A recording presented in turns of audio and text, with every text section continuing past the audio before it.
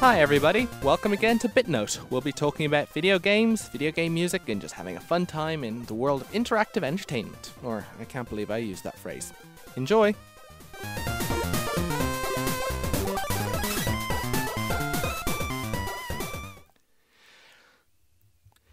So, once again, for this show, I'll be doing something a little bit different.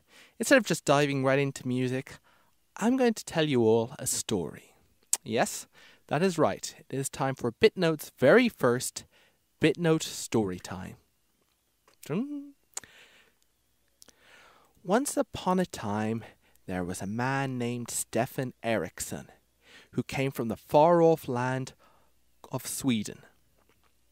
Stefan was a very naughty boy.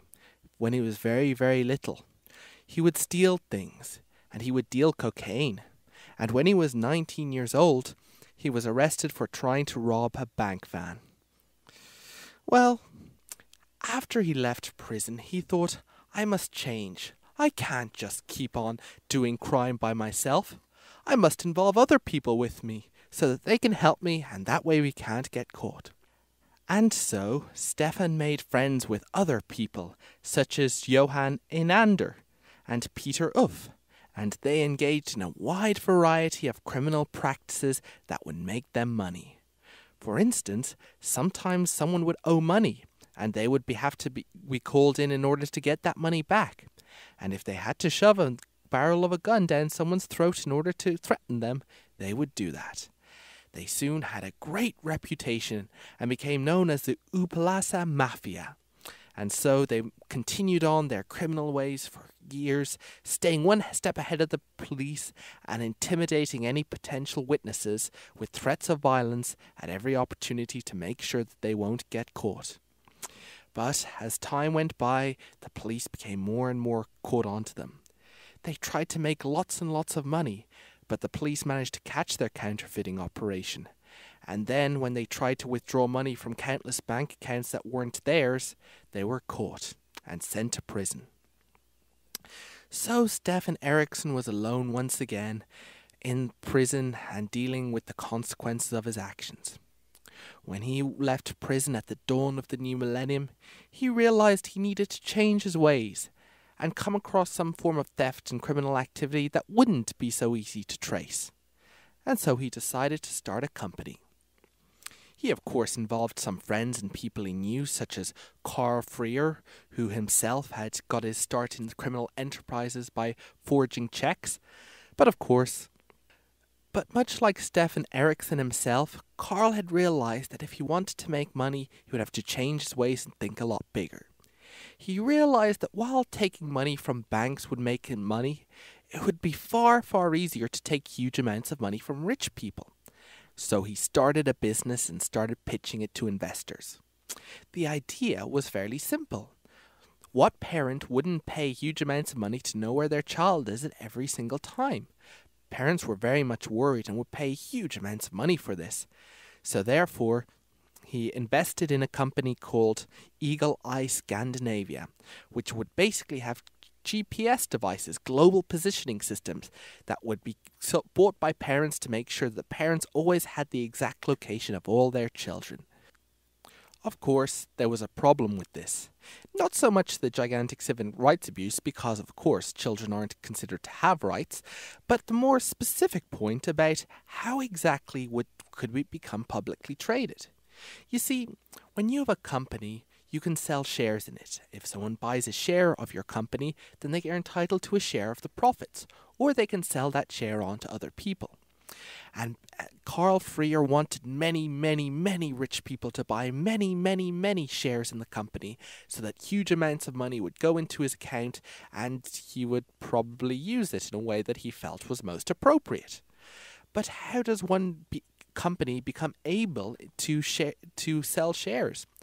Well, my friend, in order to do that, it must become publicly traded and have an initial public offering in which places the members of the public are able to buy these shares. But Carl Freer had a problem. Any sort of initial public offering would cause huge amounts of investigation and work and legwork in order to be able to make these shares available.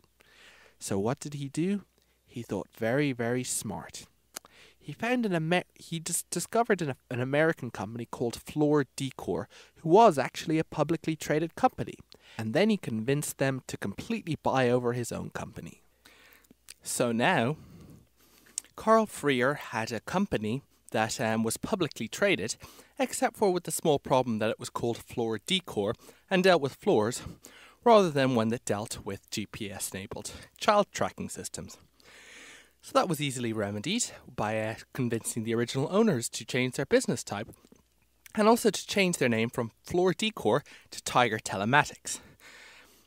No, not Tiger Electronics, who made all those cool LCD games which you played back in the days before portable game systems with interchangeable cartridges became popular, but Tiger Telematics. So now, with this thing, they decided to revise their whole child tracking approach with the simple question of what exactly will convince children to carry around GPS tracking devices. So they thought this over, and then it became obvious: a game system. So things were getting exciting. Tiger Telematics wasn't just producing a kid tracking device, they were actually producing an actual handheld video game console. And it would go on and become so popular and get lots of people to invest in it. And so they decided on the name. It was originally going to be called the Game Track, but then it was changed to the Gizmondo. The Gizmondo handheld gaming device. Completely separate from the online website, the technology website called Gizmodo. No, this is the Gizmondo. There's a single letter difference. And so they were going to go forward with this exciting new games console, and for it they needed investors. So in the United Kingdom, they set up Gizmondo Europe, and in that company they started going out and getting huge amounts of investment for this great Gizmondo device. They had so much publicity. Carl Freer was on fire. People would be desperately asking to invest in his device once he talked to them about its exciting possibilities, how it would revolutionize the gaming landscape, how everybody would want them. He got big names, he got celebrities in them, he got huge PR campaigns, and even eventually down the line, the Gizmondo actually had a shop that would open up in Regent Street, like an Apple shop or any other product shop, but specifically for selling Gizmondo game devices. Of course, Carl and Stefan made sure that they were well looked after. They couldn't just keep going on this huge enterprise unless they made sure that they felt they were getting their fair share. So Carl made sure to give himself a $2.2 million salary and made sure that his wife was well looked after by hiring her as a consultant in the company for $174,000. And so it continued. Of course, they were funneling huge amounts of money into this company that would produce this great handheld device, but they have to make sure that essentials were covered. Essentials such as making sure that Carl Freer had a gigantic mansion in the English countryside and a huge amount of impressive automobiles, and making sure that there were plenty of parties on yachts and high-past powered autocars. And indeed, even Erikson himself, Stefan Erikson himself, made sure that he was well looked after by trying to participate in Le Mans 24 in his Ferrari, which he loved so dearly. And so things continued. There were companies called Northern Lights, which Freer and Erikson owned part of, and so they naturally gave huge amounts of work to for just researching games concepts. And then, of course, there was Game Factory, which was directed by one of Freer's friends, and they made sure that Game Factory got a lot of huge amounts of business too. So things geared up for the great launch. You see, they weren't just wasting all the money away on decadent luxuries, oh no. They also were actually making the games device, and at least one person on the general board actually felt that was the company's objective. That man was Michael Carrender, who had worked in Floor Decor and became the chief financial officer when Floor Decor had bought out the company that was to become Tiger Telematics. And so they attended to these things. They gave showings, they recruited developers, they paid huge sums to major third-party publishers that they would provide games for the device. So soon things were ready. The device had been created. It was ready to be sold. The launch was coming up, and they even had a shop directly in London to sell the game directly to people. This was it. This was the moment what would actually happen when the game's handheld console would be released. In the history of video games, there have been so many instances of great exciting things happening when a console is launched. Sometimes there are news reports of people waiting out line for hours and even days beforehand. And other times the console is in so much demand that it gets sold out and then resold for huge prices on eBay. So with this backdrop, the Gizmondo had its European release. Very rare for a console to be released in Europe first, but it was released in Europe first. But not many people bought it. After all this expenditure and all this money and all this manufacturing of this great, powerful console that had got so much support and so much excitement about the investors, no one was buying the device, and no one was really that interested in it. It didn't help that the device was really only sold in a couple of different shops and then online, but it also didn't help that it only had one game for it, which was a remake of a game that had originally played on the Commodore 64. It also didn't help that it was for approximately €400, and that many people didn't have that money. But what really damaged the device ultimately was that the core gamers, the hardcore gamers, the people who would buy these devices and at release date, just didn't feel that the device would actually be successful. They didn't have confidence in the device. They didn't want to buy a platform that would end up failing and leaving them with an expensive device that wouldn't have many good games on it. And so despite all of this, the console wasn't a huge success. But they were getting optimistic. Maybe about the American release would be far better. After all, they would have more titles. They were sure to have 8 full titles for the American release. And it wasn't just that it was in the Gizmondo advantage. It had many things that put it far ahead of the Nintendo DS and the Sony PSP. It had a megapixel camera that they felt that not only could they take photographs with, but could be used in gameplay as people could see a picture of what the camera was looking at it and have it overlaid with game information. A whole exciting field called augmented reality. And they had a GPS device where they could assume that games would involve people physically moving from place to place. It was able to play MP3s so that people could listen to music on the go with it. And it also had a SD card slot so that people could transfer music or whatever onto the SD or any sort of information and play it on the Gizmondo. These were exciting reasons, surely. These sort of things should put the Gizmondo far, far ahead of what else is out there.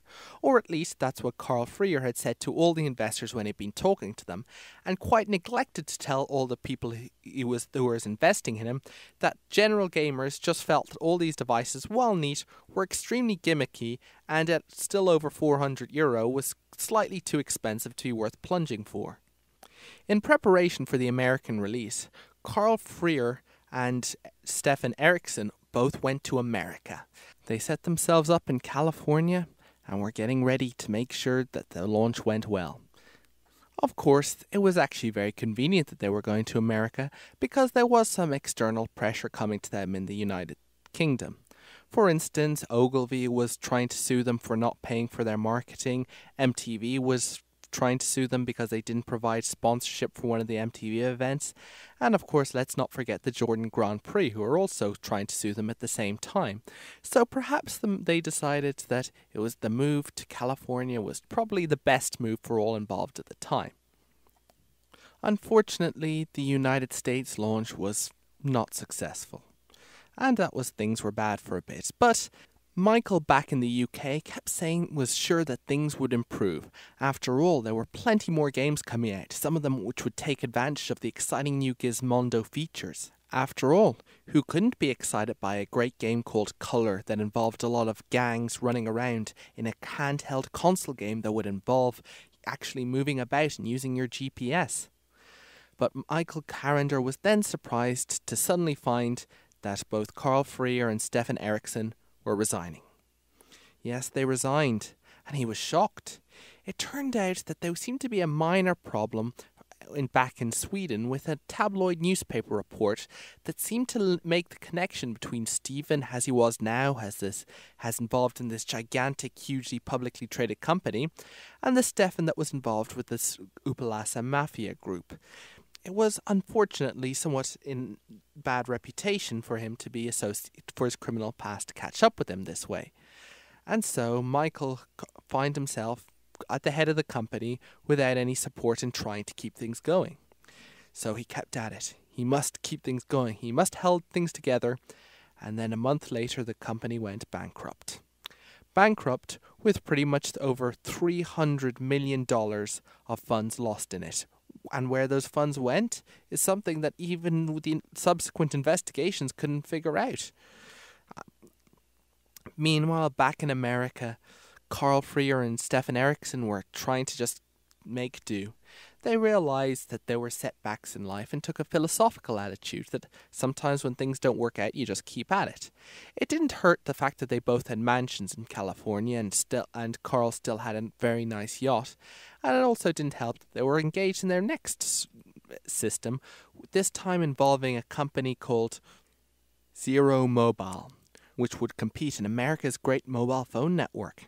And they were even prepared to use a company called Desi TV to once again take it over and gain their shares. But then, something happened. One day, Stefan Erikson was driving his Ferrari Enzo at high speed down a California highway at 200 miles an hour when tragedy happens. The car, as it spun along, air whipping through over its bonnet in incredible speed, hit a small, almost invisible lip in the road, and suddenly went skidding and slamming and drifting right across the place. It spun off the road and slammed sideways into a pole, cutting the car in half. And then suddenly, the car wreckage was streamed across 4 football fields of distance, all across the motorway. And then it stopped. And then Stefan Erikson got out of the car and dusted himself off. The police were around later to wonder what exactly happened. Obviously, Stefan didn't want to explain that he'd been driving a car at high speed and crashed it, so he said he was just the passenger, and that this German guy called Dietrich had been driving the whole time. Of course, Stefan hadn't been driving alone, and indeed a passenger called Trevor Carney, who is Irish, was also with him in the car. And when Trevor Carney was questioned by the police, he explained that he had actually been driving in a completely different car altogether, and they'd been racing. And when he got out of the car to check on Stefan, the Mercedes that he'd been in just drove off and left him alone. So that's how it worked, but the police were very, very suspicious. The police breathalyzed him, looked at the readings, and found out that he was clearly drunk. To complicate matters, Stefan took out a badge and claimed that he was with an anti-terrorism unit. You see, Stefan had been busy while he was in California. He'd realized that bus companies under California law could have private police forces, and so it formed what was effectively what he claimed to be an anti-terrorist unit, which he used to buy huge amounts of guns without doing background checks. Carl Freer was also involved in this and ended up getting caught a little later while trying to use it to buy a gun without authorization. But for now, Stefan used this advantage and also ended up having an SUV with 2 members from this very security force drive up, tell the police that they were with Homeland Security, and managed to spirit him away. Of course, as things went by, the crash attracted a huge amount of attention, and people were wondering exactly who was this person and what was going on. There was an investigation, and inevitably Stefan realized that people were actually connecting him with all the stuff he'd done in both England and Sweden. To make matters worse, the Ferrari which he crashed wasn't exactly his Ferrari. It was pretty much leased from the Scotland's capital bank owners, who the only reason that they hadn't reported it stolen when the lease payments had stopped was because they believed that the car was still in the UK. However, it wasn't so bad after all. Stefan still had his other Ferrari, a black Ferrari Enzo rather than a precious red Ferrari Enzo. But unfortunately that was leased too by a separate bank, Lombard's. Fortunately, they also had the Mercedes SLR, which his wife drove, but apparently one day the police stopped her and they ran a background check, found out that it also wasn't owned by them and confiscated the car. Things were getting very, very uncomfortable for Stefan Erikson. He wasn't sure what to do. He decided that the best thing to do would be to take another trip to another country. But the police found out about it this in advance and raided him, arrested him, and charged him with 14 various offences. Through huge amounts of negotiating with the Californian legal system, Stefan ended up spending 3 years in prison before being deported back to Sweden. Meanwhile, Carl Freer continued on. He managed to avoid any serious legal repercussions with being arrested, and then went on to say what he would make to be the next great console, the Gizmondo 2. He would create a new version, it would be hugely successful, things would go brilliantly with it, and it was announced to absolutely not much excitement or even much belief that the project would actually go on ahead as planned. Many people said it was vaporware, that the Gizmondo 2 would never ever be released, and there was no hope for a comeback of this console with people of this kind.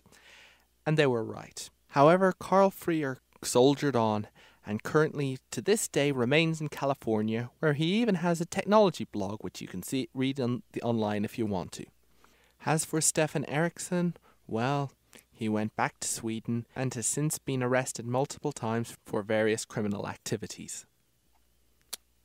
The end, for now. So, did everybody enjoy BitNote Story Hour? I hope you did, and I hope you had a very nice time hearing about this great big story of epic corporate fraud and criminal charges, Swedish Mafia, and so forth. I think that it goes without saying that the Gizmondo isn't highly regarded among most people, among most gamers really, for a great gaming device. In total, only 14 games were ever released for it. It's one of the consoles that actually has more unannounced or cancelled games for it than games that were actually released. Tragically, it's actually very common for consoles to be launched and then be utterly unsuccessful, or at least very little successful. The classic 3DO of the mid-90s is one great example, and at around about the same time as the Gizmondo, there was also the Nokia N-Gage, which never really took off. But it's just, gamers are kind of used to consoles just not having a good chance. The only way to be sure that a game console is going to be successful is if it had a previous console, because then at least it's got confidence behind it. But even that isn't a good shot, because you never really know where these things are going to go. It's like buying a new console which has just been released is like playing the markets. How successful that decision may turn out to be is more dependent on the future than what you'll immediately get out of it.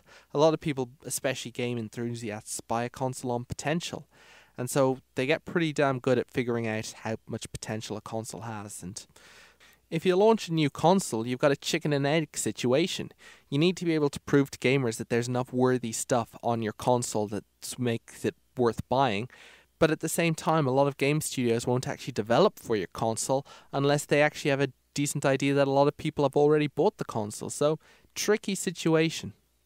So, having a hugely hyped console turning out to be quite a flop is a bit of a common story in video games. However, having it also involve highly expensive sports cars being utterly bisected and also Swedish Mafia and gigantic corporate fraud, slightly different story. Unfortunately, I never really owned a Gizmondo console, so I can't really tell you what the games are actually like. And often, of course, it's all people overly focus on the console and don't focus on what the actual games and what they're about. There were actually a lot of games that seemed to have a lot of potential. I mean, I thought Johnny Whatever was an interesting one. That's where you're kind of like this underground, like rock guy in England, which has been taken over by an Orwellian force that represses culture, and so you have to go around playing the power of rock and riffing out popular tunes like the Star Spangled Banner or that Smoke on the Water thing, I think, and then get people to join your cause and use your powerful guitar to defeat these evil robots that are trying to suppress culture and everything. It actually, I was trying to actually see if I could play some music from that game, but it turned out to be just a licensed Sex Pistols track, i.e. God Save the Queen, so I don't really... So if you're just familiar with that track, that's kind of like the vibe the whole game was going for. So that actually looked like it had potential, but of course it was cancelled. Another console game that looked interesting was Can I Mow the Lawn, Mom?, which is basically about, I think, a kid driving around at a lawnmower. And there was also this other game called Milo and the Rainbow Nasties, which is basically, in a bright, colourful cartoon 3D world, and suddenly a darkness makes everything grayscale and zombies and stuff. And so you're basically Milo, and I think you have to throw paint and colour and return the land to the land it once was. So, there were actually kind of fun game concepts. I don't know how they would have actually played, but, there was some creativity and fun going on in that. And of course, because of the Gizmondo got cancelled, then none of those games were actually ever completed. Bummer. It also kind of screwed over some of the companies which either supported the platform or had been bought by Gizmondo themselves. One of these companies was Warthog. Indeed, Warthog seems to have created a lot of their games, actually. Well, they were obviously taken over and renamed Gizmondo. And Gizmondo Manchester, actually, was the one that produced Trailblazer, which I talked about. And it was actually programmed by the guy who made the original Trailblazer for the Commodore 64. It's a frantic speed game where a ball is hurtling forward across the screen. You have to quickly shift it left to right so it bounces off of various platforms and goes onto the right ramp, and whatever it does doesn't fall off the screen. I think some of the recent Sonic games with their quick step movement do something like that. But anyway, I'll just give you a quick sample of the music from that.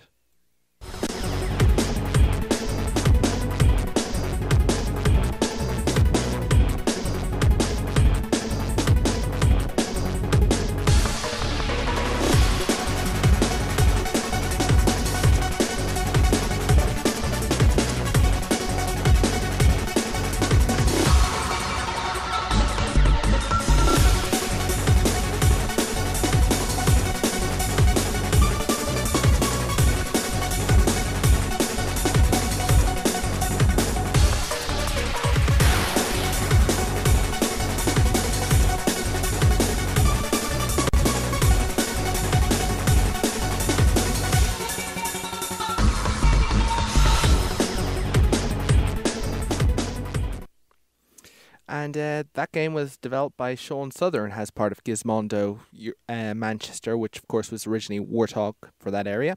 And I believe that game is also available not only for the classic C64 but a number of platforms, including recently, I believe, the iPhone. It's, as you can I'm not quite sure who composed the music, and I'm actually a little guilty that I actually am playing music from a game I haven't myself played, but like I said, it's just a very expensive console. I'm just not going to go out and buy a game that has like only 14 released games. I mean, there are people like that. I mean, there are people who just really see consoles as sort of like a bit of a huge archive, like to take the museum approach to collecting console games, but me, I just think the most value of the console is in the games, and if there are not enough good games, then it's kind of a little annoying. But interestingly enough, probably what's considered by some people to be the best game on the platform was Myth and Legend, made by Warthog Texas, which was actually, of course, Gizmondo Austin after the renaming. The funny thing was that the game was completely finished, the developers were happy for it, but it was never actually released. To make matters worse, the studio had previously created this well-received Conquest Frontier Wars, which was a strategy game, and were in the process of developing a sequel, which was really like in the bag after another year of work, when they were acquired by Gizmondo. So not only did Gizmondo put them to work for a while creating an entire game that would never actually be released for a platform that was doomed, but Gizmondo actually stopped them from creating the game that they really wanted to create. It can be tragic what happens in the game industry so far, but Myth and Legend they put a lot of effort into, and they made a fun game. It basically, you run around, it's got a surreal sense of humour, a very thick mix of various mythologies and artists and style to it. So unfortunately I've never played it, and like I said, I need a fair defunct console to play it. But the least I can do is get my hand on some of the music from that game and play it for your own enjoyment. And if you want to get a style from some of the sense humour in the game, check out, there's a YouTube video including its intro sequence. This has been David Collins with BitNote. Thank you for listening to the story of Stefan Erikson and the doomed handheld console.